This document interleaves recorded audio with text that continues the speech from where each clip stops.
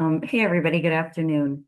I'm here presenting today with an incredible attorney, Jacey Messer. I will be introducing her a little later into the program when I pass it over to her to share. But for now, I'll go ahead and dive in. The Committee on Foreign Investment into the United States. Today's program is going to talk about that, and we're going to talk about sort of when you're looking to have a foreign investor, and that's what CFIUS is dealing with. They may want to scrutinize a transaction. It's what other things do we need to do ahead of time, things to know about, etc. And so in thinking about CFIUS, where I'll start just by talking a little bit about what types of transactions, right? So when you're in the midst of, hey, we have a U.S. company, our U.S. company has an investor, we want to move forward with this. But then the question is, can we? Can we because we have a foreign purchaser or investor? And is this transaction, is the deal that we want to do considered one that's covered? And so, the first question always, if you do have a foreign investor, is would we be considered a covered transaction? And I want to point out, sometimes companies say, you know what, they don't plan to have a large percentage. Is that even an issue? Maybe yes, maybe no. But normally, it's actually not relevant if they're just a minority owner. If it's considered covered, then it's going to have an impact. And when we're looking at the transaction itself, we actually need to look further ahead time-wise. It's not simply that we're going to have this happen and it's a done deal. We actually need to understand, as we move forward, are there going to be people on the board of directors? Will this new investor have other decision-making power? Are they buying just a portion? Are they investing into just a portion? What other access might they have? And so these are things going through the process that CFIUS will want to know about. And just before, I get ahead of myself, I want to take a step back and talk a little bit about this idea of the transactions and what type of transactions are we looking at, because there's something called these TID US businesses. And so it's, if you have a purchaser or an investor and your company falls into something known as a critical technology infrastructure or a sensitive data business, TID stands for technology, infrastructure, or data, then it's okay, you have a higher probability that this is going to fit into CFIUS scrutiny.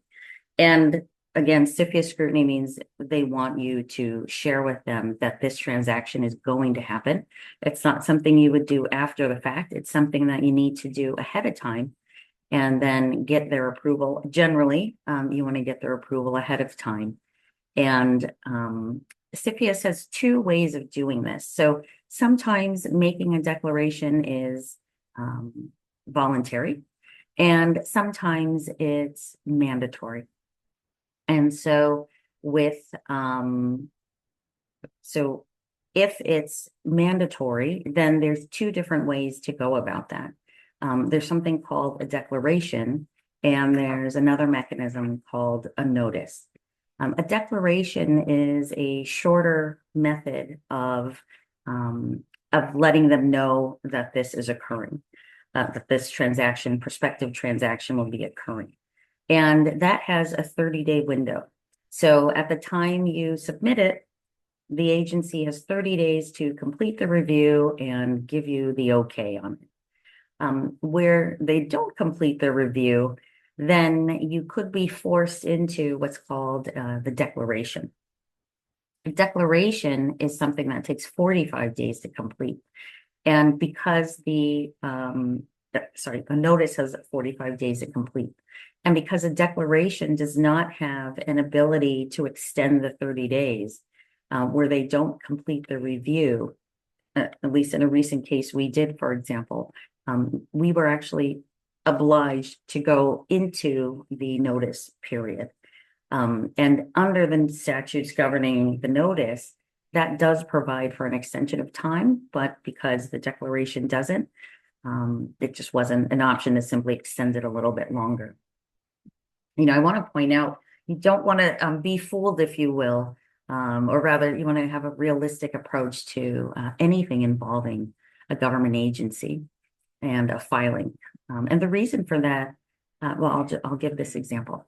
So we've had a client who we have been helping with going through CFIUS, a US company, foreign investor, minority share. And the application was submitted in October of last year. And then the government shutdown happened.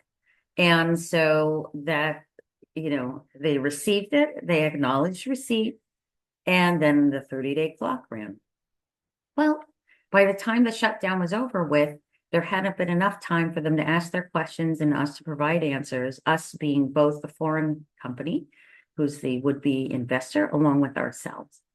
And so at the end, they said, okay, now you've got to go ahead and do the notice.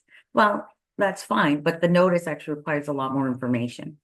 And so it's okay, now we're moved into this 45-day period, except there was like a budget freeze, and Department of Homeland Security that impacted CFIUS's ability to work. And so rather than 45 days happening from sometime in January, it's now May, and we're actually still going through this process. So, when we are engaging in the deal flow and how that's going to look,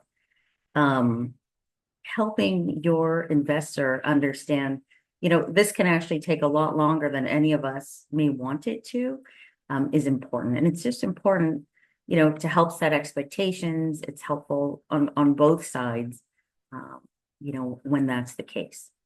So let me continue here. Okay. This touches on some of the things I already discussed about how certain transactions will require this. Export control considerations are key.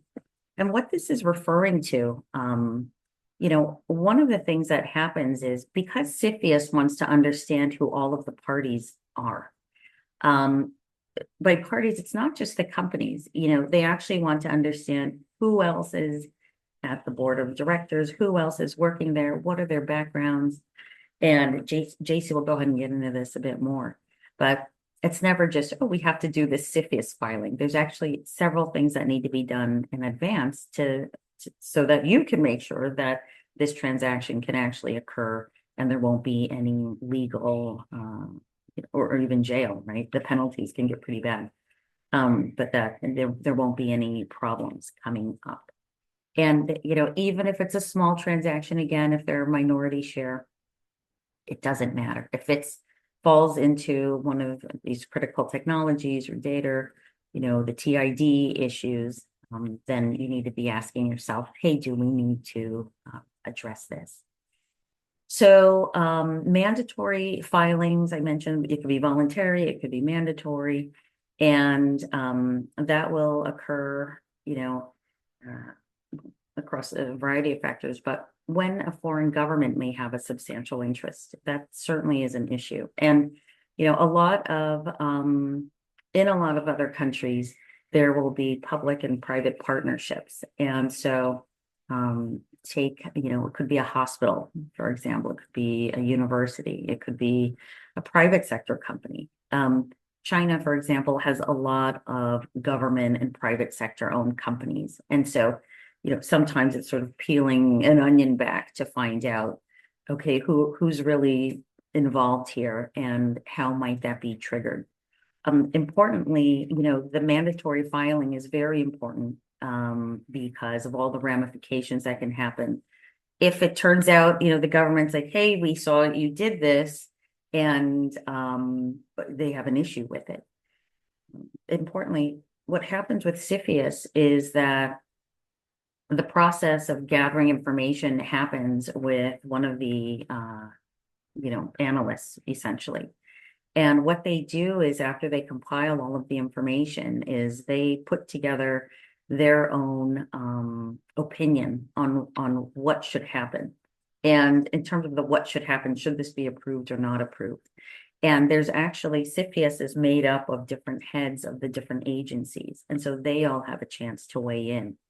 So Department of Energy, Department of War, Department of State, it could be any number of agencies in particular, depending on what the product is, that US company manufactures, and the government wants to be sure that their own interest in you continuing on to provide it to them is met.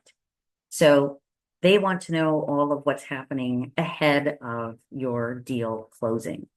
And again, I mentioned some of the timing ahead of time, but again, it can certainly go way beyond where anybody expects. And so again, we want to talk through these factors at the time of the deal, discussions at the time those term sheets are being written, et cetera. I already shared how there could be a full notice that is requested following the declaration. And then, of course, the timing uncertainty, can affect negotiations, financing, and deal certainty. I want to point out how with, and just if you think about kind of anything we might do, if we want to move forward on a project of any kind with another person, or in this case, business to business, here's what we're trying to accomplish today. So here's what we can do together tomorrow, right? And so as we're thinking about, okay, if here's what we're going to do tomorrow, and that involves other third parties, then again, taking that timeline and thinking ahead, both with your clients, or if you're watching and you're the actual customer, or if you're the investor, it's who else moving out, looking, doing that look ahead. Who else do we need to be thinking about helping to set their expectations? We want to do this with you. If maybe you want to share that something might be contingent on CFIUS review, maybe you wouldn't. But generally, in my experience, when sharing that, hey, we might have a delay because of the government, that's actually, sort of a reason that everybody, yeah, okay. So just wanted to mention that. Now, where the mandatory declaration isn't done, the penalties could be up to $250,000 or the value of the transaction, whichever is greater. I can tell you normally it's greater than, $250,000. And this would apply even if the transaction has closed. So this has to be, submitted. That being said, we have dealt with a situation where this mandatory declaration was made, and the parties still wanted to go ahead and close ahead of time anyway. And so following a series of meetings, which included some of the key agencies who had an interest in these particular products, I wouldn't say that CFIUS gave their blessing. I would say that they had no objection to it. And where they had, that would have been raised. And having now moved through that transaction closing, questions have come up as to, okay, so what's been shared now, what have you. But it was filed. The mandatory declaration was actually filed. And in this case, that filing occurred, they were able to close. That would not necessarily be something to just think, you know what, we can go ahead and do this. Let's go ahead and do this. That can certainly not happen.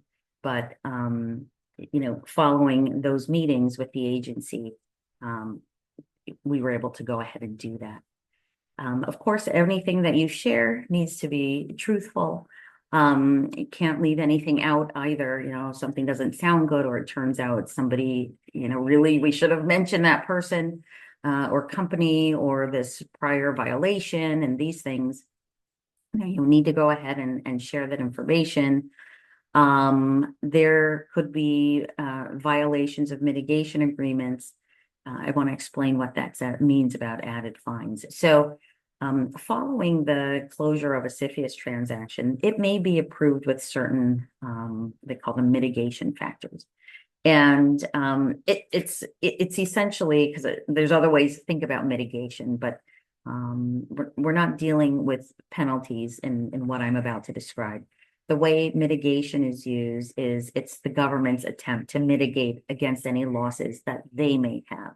So, for example, where the U.S. company who has the foreign investor makes a particular thing for the Department of Energy or Department of War, that agency through this process wants to ensure that even with this new investor coming in, this U.S. company will still make it available for them to purchase whatever item that they've been buying from this company in the future or for a set amount of time.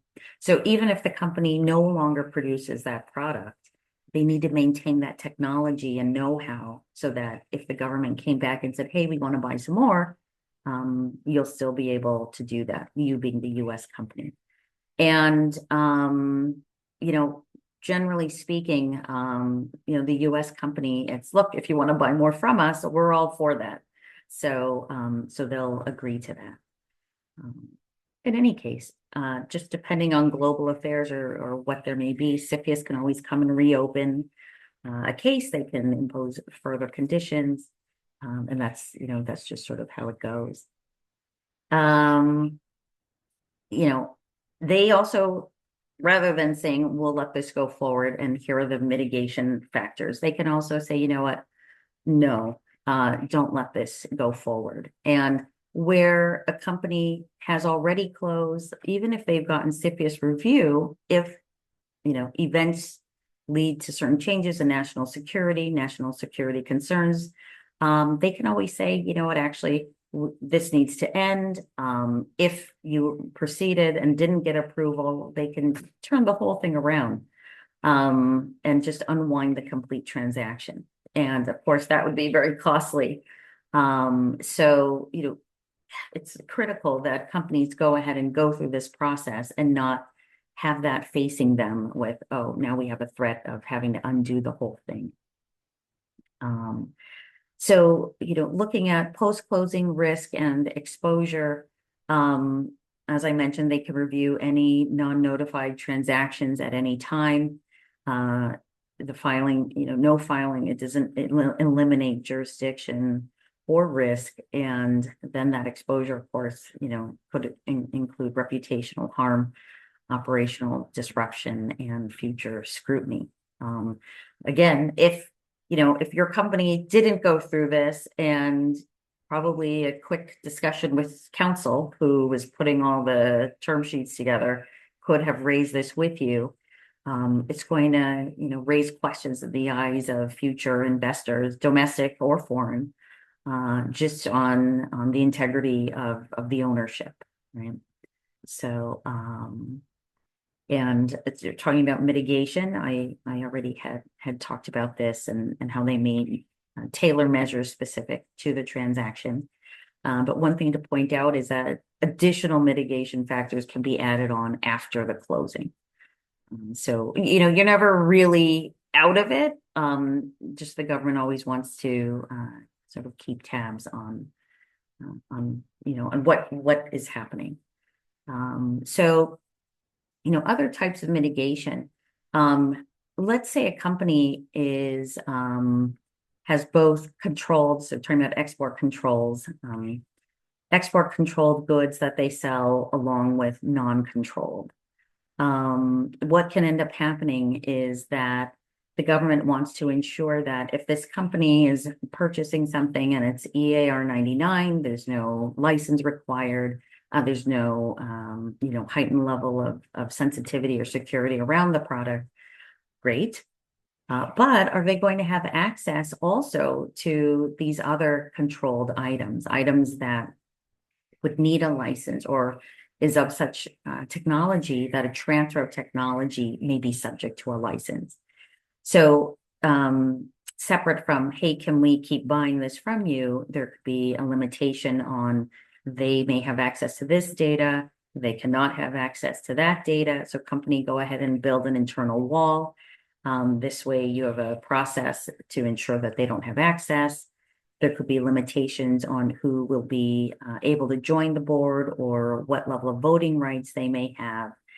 There may also be certain IT, protocols that need to be put into place or other compliance measures that will need to be created so that the government is comfortable with there being that separation and that new investor won't have access to that information. So, of course, because these things only come up as you go through the CFIUS process, ultimately, it may limit the integration of the business post-closing. It also, again, there's the ongoing monitoring, reporting, and compliance related to that.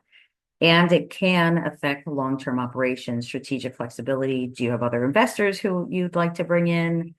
How is that going to impact everything, in particular if they're another foreign investor? So, all key considerations. And again, even if you've got other investors coming in, what are the internal controls? What are your own we can sort of self-assess, perform our own internal audits. What are we doing with that? How is that now set up to incorporate the new company to ensure that we're consistently monitoring that, there haven't been any, loose ends that didn't get tied up, or, it turns out they have access to XYZ. So it can be resource intensive, trying to manage all of this. But again, of course, it's important because noncompliance can trigger penalties or a renewed review. So coming back to planning the deal, an early legal review, you definitely want to do that to identify any potential CFIUS jurisdiction, or other risks. That will also help you determine, is this filing mandatory? Is it not, and this will just support proactive deal planning and negotiation strategy. And you can also structure this to go ahead and, already mitigate risk. So knowing that there's both controlled and not controlled technologies or, what have you, that the investor may or shouldn't have access to. Then you can build that in at the outset, because of course CFIUS wants to know, what is the intended transaction? What will you be doing together? Why this investor in the first place? Were there other investors? Why did you tell them no? So, we're really trying to paint a picture. And so if you can have those conversations with counsel ahead of time to essentially filter out, hey, these things could be a risk. How do we want to address them at the outset? Because CFIUS will be asking about it, or in all likelihood. You want to spend the time to give some thought to that, because thoughtful structuring can reduce the likelihood of mitigation requirements. And it also helps the parties already set the stage for what they can expect. So, the voluntary, because it's like, why do this at all? It probably sounds already like a headache. But voluntary filings provide, safe harbor protection. So once the deal is closed, and it also reduces the risks involved with post-closing review, or oops, we have to unwind the entire, deal, which obviously is a very big thing to do. It also increases deal certainty for investors going through this process with lenders on future transactions. And, because even when you have had one done and you have another investor coming in, it's, we underwent this process, that all checked out. So for domestic investors, okay, it's a relief, right? There's no sort of open questions. And with future foreign investors, okay, you got through, and they can lean in, find out what's the process, what might be involved, and you can just educate that other investor. So early planning and proactive filing strategies will help avoid delays and unexpected scrutiny. So I want to introduce Jacey Messer now, and she's going to be continuing on to talk about some OFAC and other considerations related to, plans and CFIUS. And so she's a senior attorney at H Street Law, and she works to identify and solve cross-border sanctions risks for global integrity-driven business people before OFAC acts, before they take action. She is involved with world check remediation. She has successfully resolved inaccurate data profiles in under 100 days. So she actually can move fairly stealthily with through the agencies. She's worked on sanctions designation dossiers and has had the successful compiling of evidence packages for the U.S. government. And she has a deep expertise in designation processes and criteria across multiple sanctions programs. And she does have a rare operational background with 10 years of experience. And she had worked as the head of new product development for a U.S. manufacturer. And just the skills from that and how she's able to adapt those to what she's currently doing has made her very successful. So with that, Jacey, I'd like to pass it over to you and please go ahead. Thank you, Deanna. I am appreciative to Deanna and her team and OWIT for having me here today. And I'm going to be talking a little bit about OFAC and how certain OFAC issues and risks may surface in a CFIUS type investment or deal. And so OFAC, if you are not familiar with them, stands for the Office of Foreign Assets Control. They're part of the U.S. Department of Treasury, which is part of the executive branch. The President of the United States establishes most sanctions regimes via executive order. And we've had a few common ones in the last 8 years. So from 2020 to 2024, it was common to see a lot of the Russia-Ukraine sanctions programs pop up. We did a fair amount of cases involving those. Also, a little bit of China sanctions programs during that time frame. And then since 2025 to the present, so the second Trump administration, we've seen a focus on transnational criminal organizations by OFAC, terrorist organizations, drug traffickers, cartels, as well as a different set of adversary countries, Iran, Cuba. Those have been recently targets of OFAC enforcement actions, and just a focus on those two nation states, but there's been others longstanding, North Korea, things like that. So OFAC administers and enforces U.S. sanctions programs, maintaining the specially designated nationals and block persons list, otherwise known as the SDN list. And I'll be referring to the SDN list a lot throughout the rest of my presentation. Next slide, please. The SDN list, what it is and how a person or entity can end up on it.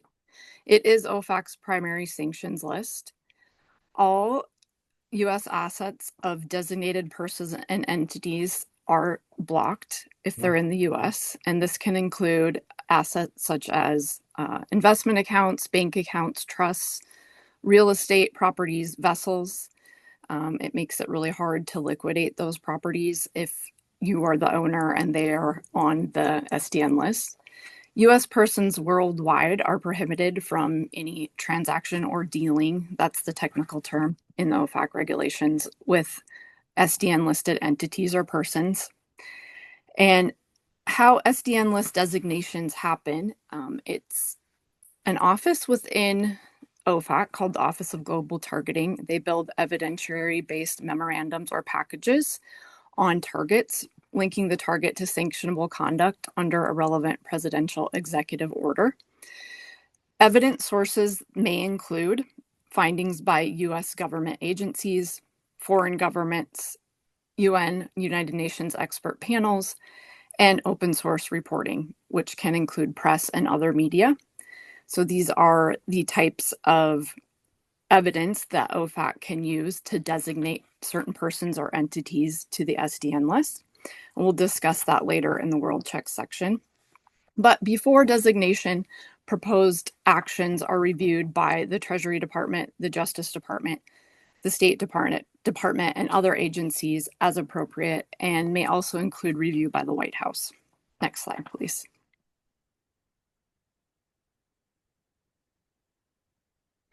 So how OFAC and CFIUS can work together, two systems, one threat system.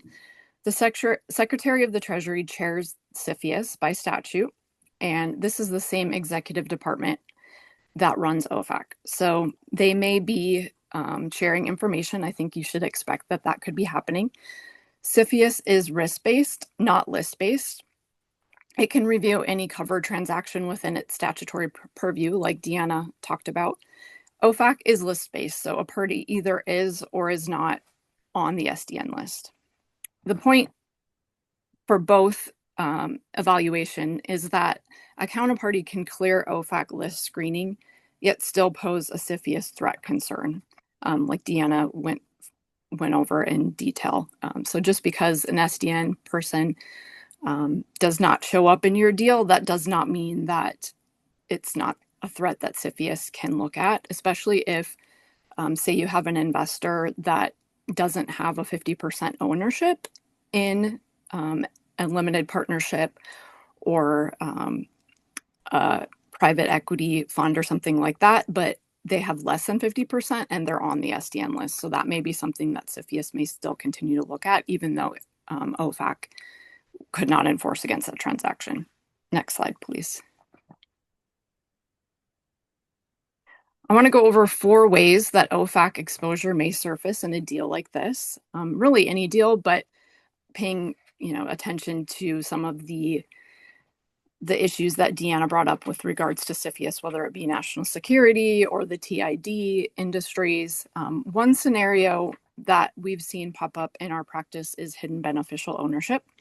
A counterparty in a deal may appear clean initially, but they could be indirectly owned by a block person, someone on the SDN list. CFIUS could analyze ultimate beneficial ownership and control, which is a facet that OFAC also analyzes. And an SDN list anywhere, or an SDN person or entity anywhere in that chain is threat relevant, and CFIUS may take a look at it. Why it matters for deals: hidden SDN ownership creates CFIUS risk and potential OFAC liability, especially if the entity is 50% or more owned by a person on the SDN list. Next slide, please.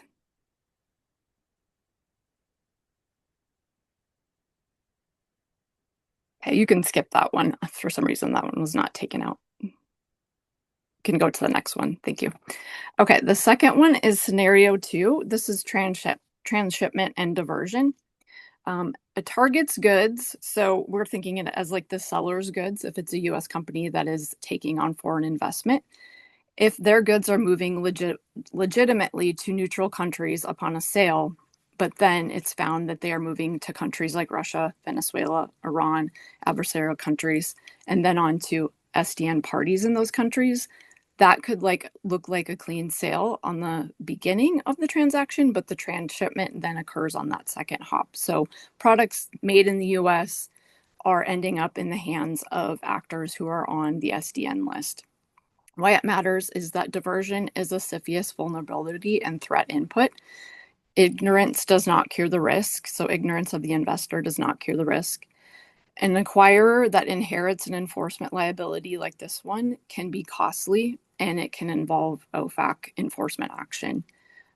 So it's something you want to get ahead of. Like Deanna was talking about, you want to be proactive before the deal, look at the investment and where the end user is of the goods of the acquiring company. Make sure that it's not ending up in the hands of SDN parties.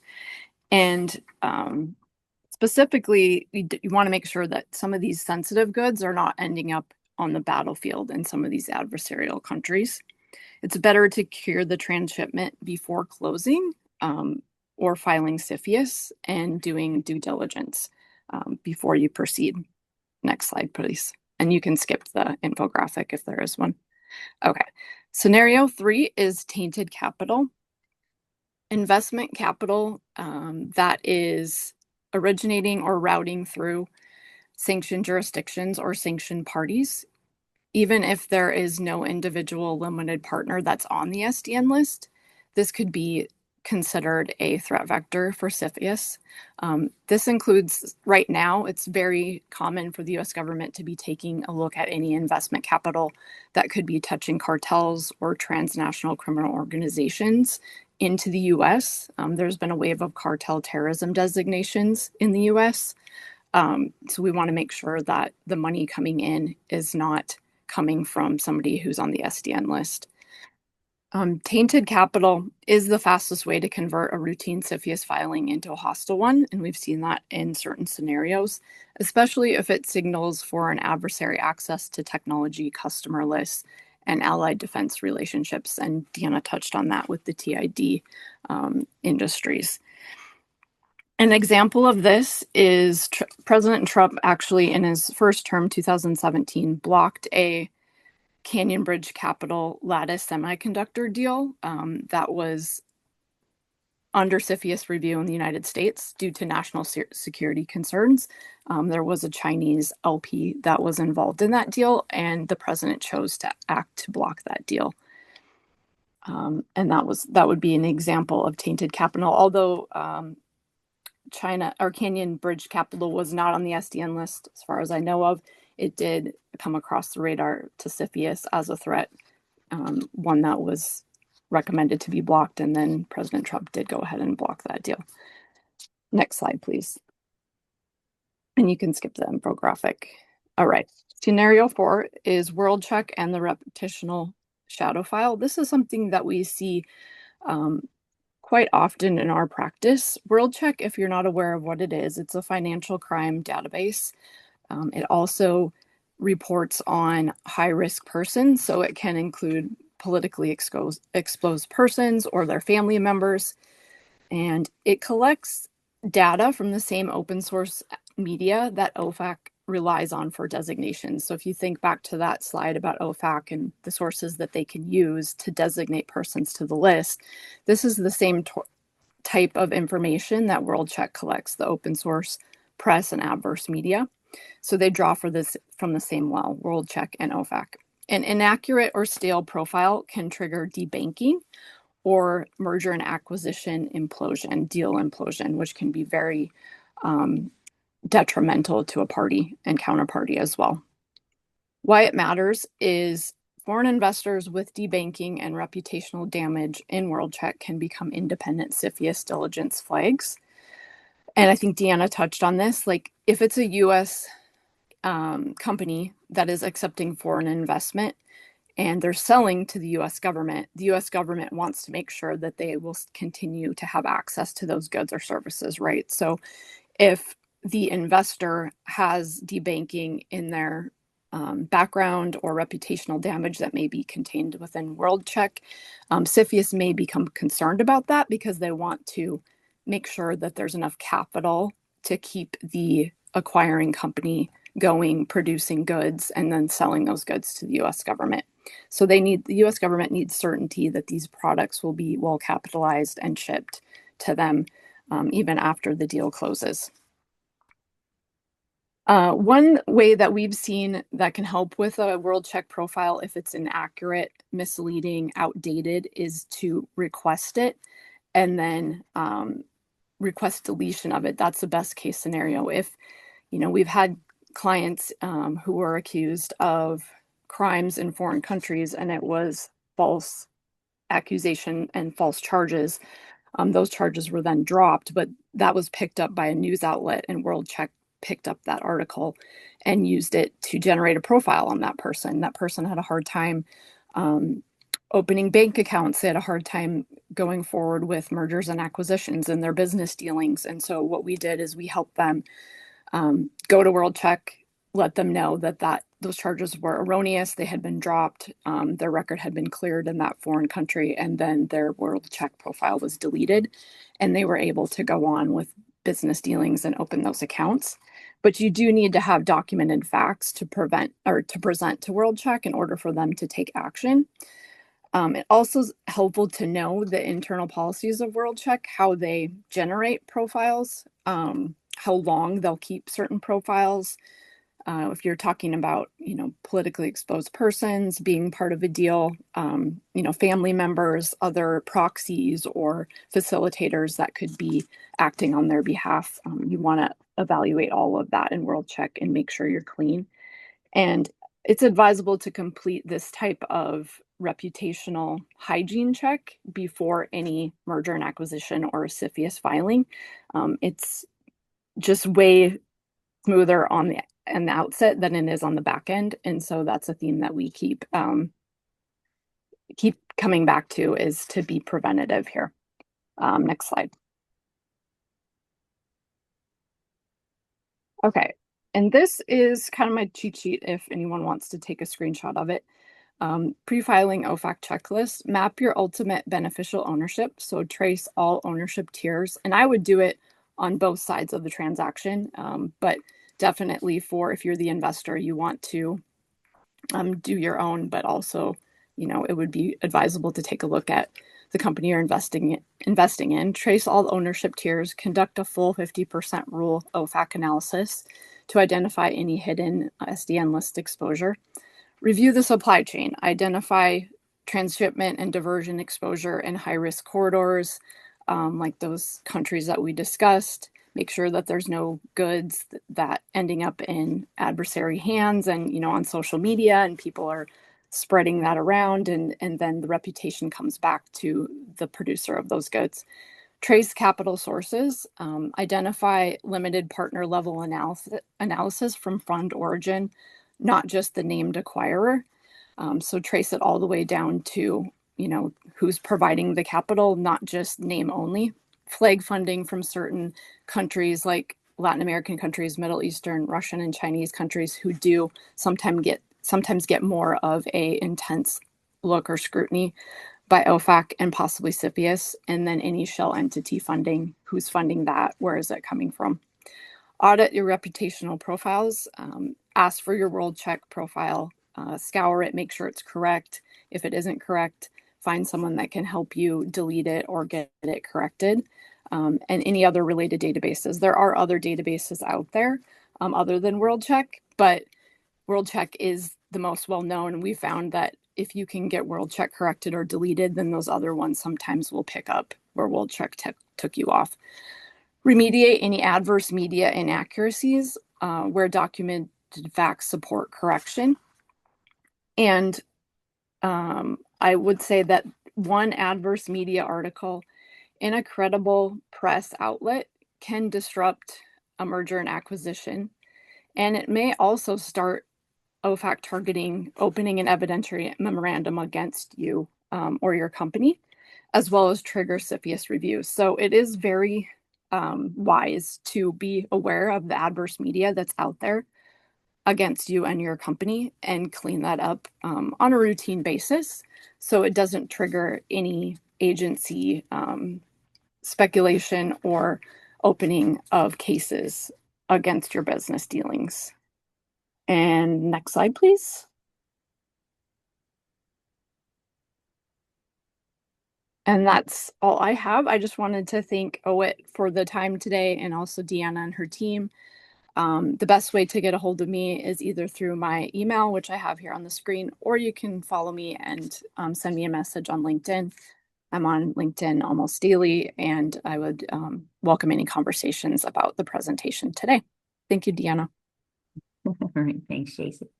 One thing we wanted to mention at the firm is that we have a webinar coming up with the U.S. Commercial Service.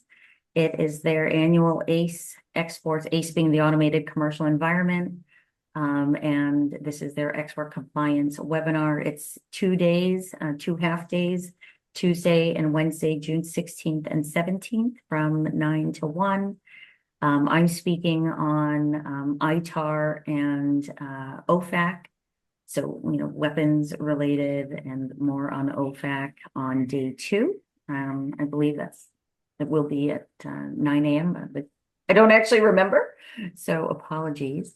But if you're interested in registering for that, you can scan the QR code down here. And as always, we'd love for you to join our newsletter list. And it looks like this is our last slide. Okay, so thank you everybody for attending. Thank you, OWIT, for partnering with us. Jacey, of course, thank you. And thank you to my team for helping with organizing and managing all of this. And the recording of this will be on our YouTube channel at Clark-Esposito or Clark-Esposito Law, excuse me, the YouTube channel. And of course, you can always reach out to us by completing the contact form or schedule an intake meeting with our team at any time to talk to us further. Thanks, everybody. Have a good evening. Bye-bye.